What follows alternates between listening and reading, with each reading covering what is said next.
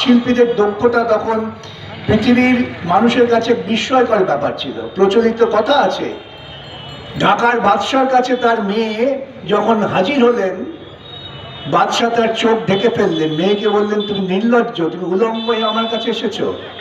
মেয়ে বলছেন উলঙ্গ নই, আমি মসলিন শাড়ি 7 পাক দিয়ে পরে এসেছি। এটা গল্প হতে পারে, কিন্তু যেটা বোঝাবার চেষ্টা করা হয়েছে যে আমাদের তাঁত শিল্পীদের কত দক্ষতা ছিল, আমাদের মৃৎশিল্পীদের দক্ষতা ছিল, আমাদের দেশের কামার কুমার এদের দক্ষতা এমন পর্যায়ে ছিল যে ব্যবসায়ীরা ব্যবসা করতে এলেন এবং ধীরে ধীরে তাদের শ্রমটাকে তারা লুণ্ঠন করে নিয়ে চলে গেলেন। আজকে দেখবেন বহু পুস্তক লেখা হচ্ছে, বহু আলোচনা হচ্ছে যে ইংরেজ আমাদের দেশ থেকে কত লুণ্ঠন করে নিয়ে গেছেন। এটা স্বাভাবিক, পুঁজিবাদের ধর্ম। সেই ইংরেজের বিরুদ্ধে আমাদের লড়াইটা যখন শুরু হলো, প্রথম লড়াই হলো আপনারা জানেন 1857 সালে, যেটাকে বলা হয় সিপাহী বিদ্রোহ। সিপাহী বিদ্রোহ আসলে ছিল কৃষক বিদ্রোহ, কেন কৃষকের ঘরের সন্তানেরাই সিপাহী হতেন। আমি টুকরো টুকরো করে আপনাদের শুধু স্মৃতি রোমন্থনের জন্য আমি সূত্রগুলো ধরিয়ে দেব, আপনাদের বিচার করতে হবে। এবং যখন সেই লড়াইটা হলো ঐক্যবদ্ধভাবে, ধর্ম নির্বিশেষে, তখন ইংরেজ যারা চালাক অত্যন্ত, তারা তো সভ্যতার অনেক, সেই বিভাজনের সূত্র হলো ধর্ম। যুগ যুগ ধরে প্রায় 1-1.5 বছর ধরে ভারতবর্ষের মানুষ পাশাপাশি বসবাস করেছেন, কেউ কারো ধর্ম নিয়ে প্রশ্ন তোলেননি। সেজন্যই রবীন্দ্রনাথ বলেছিলেন যে এটা হচ্ছে মহামানবের মিলন তীর্থ, যেখানে সব ধরনের মানুষ এসেছেন, বৌদ্ধ, খ্রিস্টান, আর্য, অনার্য, দ্রাবিড়, চীন, সব কুন্দল, মোগল, পাঠান, একদিকে হলো দিন। এই যে ভারতবর্ষ, সেই ভারতবর্ষকে কি করে আমরা, তখন তারা গল্প হাজির করলেন যে কৃষকরা তো আমাদের শোষণের বিরুদ্ধে বিদ্রোহ করেনি, তারা বিদ্রোহ করেছে তার কারণ তাদের মনে হয়েছে ওই যে টোটার মধ্যে গরুর চর্বি আর শুয়োরের চর্বি মাখানো আছে, তাই তাদের মধ্যে বিদ্রোহ। একসঙ্গে জড়ো হওয়ার চেষ্টা করি, সেই রকম তখন তারা জড়ো হয়েছিলেন। ইংরেজ শাসক ভাবলেন এরা বিদ্রোহ করতে এসছে, তাদের নির্বিচারে গুলি করে হত্যা করলেন।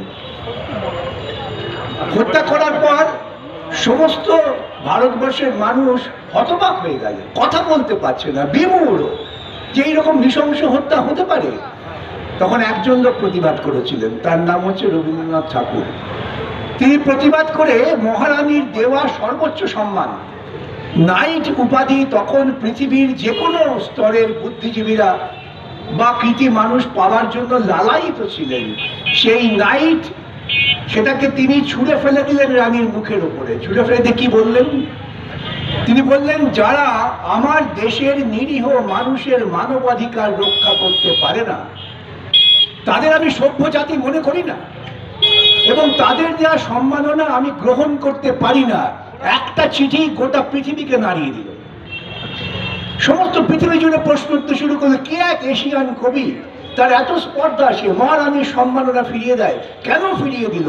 এই নিয়ে যখন আলোচনা হচ্ছে, তখন ইংল্যান্ডের পার্লামেন্টে প্রশ্ন উঠে গেল যে আমরা সভ্য জাতি বলে মনে করি, আমরা ভারতবর্ষে কিরকম অত্যাচার করছি। একজন পার্লামেন্টেরিয়ান প্রশ্ন করলেন, তখন সেখানে এর ওপর শাসন করতে হবে। এই ছিল সেই সময় পার্লামেন্টে ডায়ালের বক্তৃতা। প্রতিবাদে গর্জে উঠলেন সবাই। 19 বছরের ছেলে, নাম তার ভগৎ সিং, সে মার্ক্সবাদ পড়াশোনা করছে, সমাজতন্ত্র নিয়ে স্বপ্ন দেখছে, সে বোমা ছুড়ল পার্লামেন্ট হাউসে। সবাই বললেন তুমি বোমা মারলে কেন? তিনি বললেন আমি তো কাউকে খুন করার জন্য বোমা ছুড়িনি। এইরকম এখন আমাদের নিভৃত জনগণকে জাগবার সময় এসে গেছে। মাস্টারদা সূর্য সেন, আপনারা জানেন, আমরা গর্ব করি বাঙালি। মাস্টারদা সূর্য সেন তার ছেলেদের ডাকছেন, তিনি তার ওই ছেলে দলের নেতা ঠিক করেছেন অনন্ত সিংহ এবং গণেশ ঘোষকে, যা তোদের বন্ধুদের ডেকে নিয়ে আয়। ডেকে নিয়ে আসছেন বন্ধুদের, আমরা লড়াই করবো। কি জন্য লড়াই করবি? বলে আমরা ইংরেজদের বিরুদ্ধে লড়াই করবো। কেন লড়াই করবি ইংরেজদের বিরুদ্ধে? ইংরেজ এত কিছু আমাদের দিয়েছে, এত বড় বড় রাস্তা তৈরি করেছে, এত বড় বড় শহর তৈরি করেছে, সেই ইংরেজদের বিরুদ্ধে কেন লড়তে যাবি? মাস্টার মশাই তার ছাত্রদের জিজ্ঞেস করছেন, ভেবে দেখ, এত উন্নয়ন হয়েছে, তবে লড়াই করবি কেন? রাস্তাঘাট যদি উন্নয়ন হয়, লড়াই দরকার নেই। রেল লাইন যদি চলে, উন্নয়ন, লড়াইয়ের দরকার নেই। বড় বড় শহর যদি তৈরি হয়, তার জন্য লড়াইয়ের দরকার নেই। ওই গুটি গুটি ছাত্ররা ক্লাস 9-10 ছেলেরা বললো, মাস্টারদা কিন্তু আমাদের তো সম্মান নেই। বলে কেন সম্মান নেই? বলে ইংরেজরা তো আমাদের নেটিভ বলে ঘৃণা করে। মাস্টারদা বললেন চলে আয় আমার দলে। শেখালেন, অস্ত্র শিক্ষা করালেন এবং সেই দল নিয়ে ইংরেজের অস্ত্রাগার দখল করা হলো।